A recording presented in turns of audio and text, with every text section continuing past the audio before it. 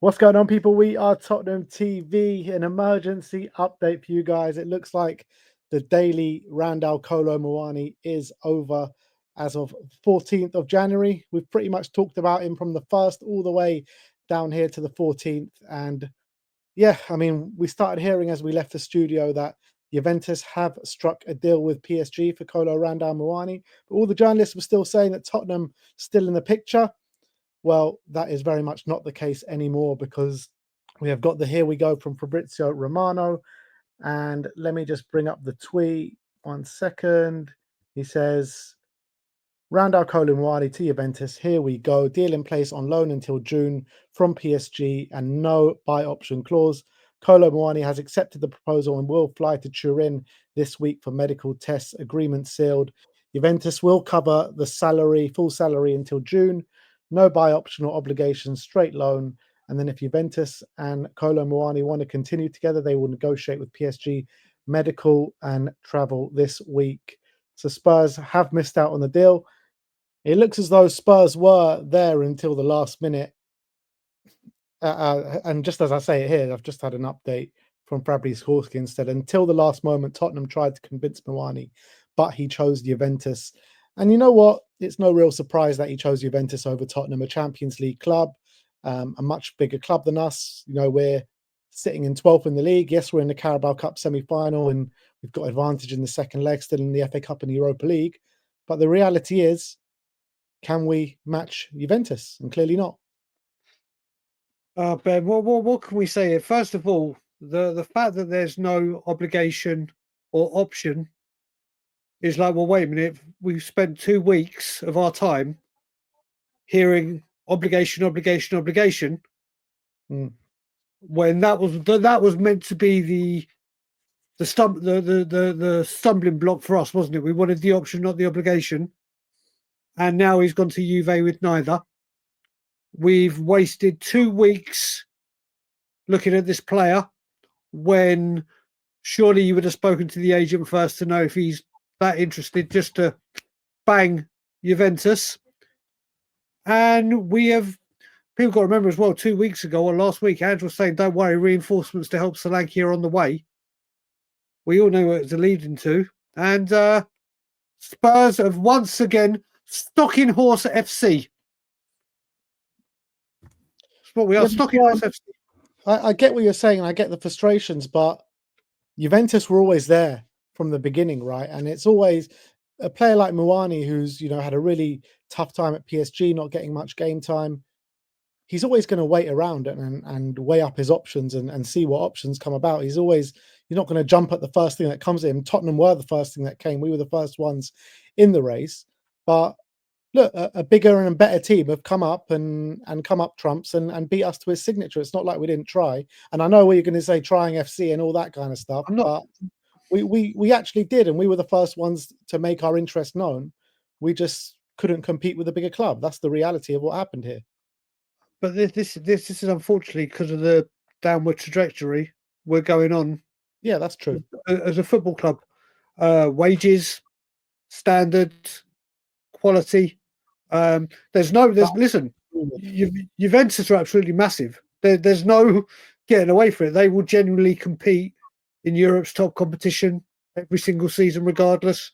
They will challenge for a league every single season, regardless. That part I can get. That part I can totally get on board, but it's happening all too often. Like I said, I don't know enough. When this all started, I spoke to you. I didn't know enough about the player, but the thing that gets me is whether fans wanted him, liked him, didn't like him, rated him, didn't rate him. Ange Postecoglou did.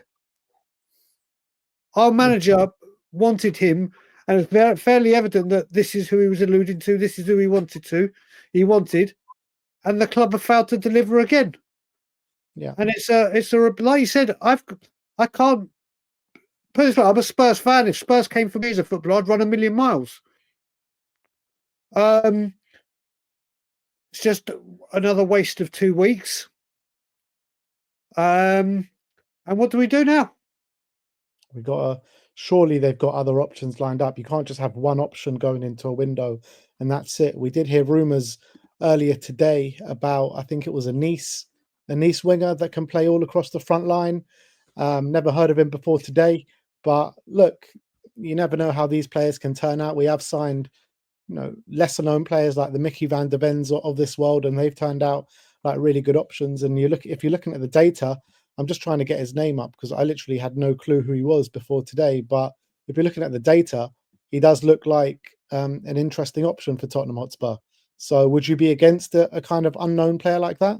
No, like you said, we've brought them in. Look at Bergval, look at players that will come in. But right now, we need genuine quality. I mean, real quality that can come in and make a mark immediately.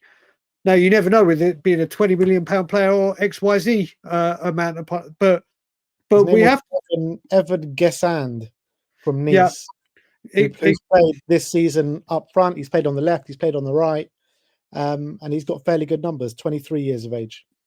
So it's another youngster. When we say we need experience, we need quality, we need some real leaders. But what gets me is right now, like again, because we have to be in line with FFP and PSR. We all saw that tweet from Swiss Ramble. Got £250 million to spend without breaching it. I'm not saying go out and spend £250 million in this window, but the money isn't the issue. Yeah, the wages shouldn't be an issue with the money we can pay. We know they're trying to bring it down for obvious reasons, but we were told that this is going to keep happening, and we're going to get into a place, and then we're going to attack it. Well, forget about spending £100 million. We are very, very thin on the ground. We are struggling with injuries. We are in a bad run of form. We're joint 12th at the moment, and that could change over the weekend, both up or down. If now is not the time to say we need to sort this out because this is not what we want, then I don't know when isn't the time to start spending. It's just another day in paradise at Tottenham Hotspur. I mean, what if a player chooses to join Juventus over Tottenham? How angry and how frustrated can we get because he's just chosen to go to a better club, and we just got to turn our attentions elsewhere and just make sure you get in someone in that position. I mean, if you miss someone, you just got to keep going, surely. Ben, that part, like I said to you before, I completely agree with you. It happens. Look what happened when we were allegedly going for Vlahovic the first time when he was leaving Fiorentina. And at that time, he was demanding more apparently than Harry Kane. It was like, not a chance. You understand that players sometimes turn it down because they want to go to a different club or a different country. That's totally understandable. But we have a transfer team that can apparently only do one deal at once. Surely you could be working. I mean, obviously there could be with Lange a lot under the radar. So there is that. There could be stuff under the radar. But it's, once again, we're always the bridesmaid, never the bride, aren't we? Yeah. When these things happen. And how many times you got to understand. You say that though, Brian. I mean, we got Archie Gray with a lot of competition. We've got Radu Dragusin when he was on the way. Where was he on the way to? Bayern Munich. We got Lucas Bergvall when he was on the way to Barcelona. So we have beaten other, top clubs to signings recently. Yeah, but that's youngsters with potential, isn't it? Yeah. Listen, like I said, I can't really give you a complete rundown on how good or bad Muani would have been because I've never confessed to knowing it, and I won't. It's just the situation,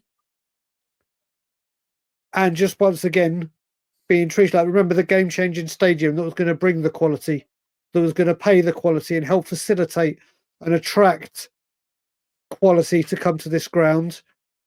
And it's just not happening. Listen, like I said, Juventus, massive, massive, massive football club. And I can understand 100% the appeal to go there. And now we've got to try and, now we've really got to try and find another forward striker and a winger, haven't we? Yeah. Half a month to do it in. The sooner the better, because with the big games coming thick and fast. Yep. Albeit the semi-finals not till after the transfer window shuts, but we just need bodies in.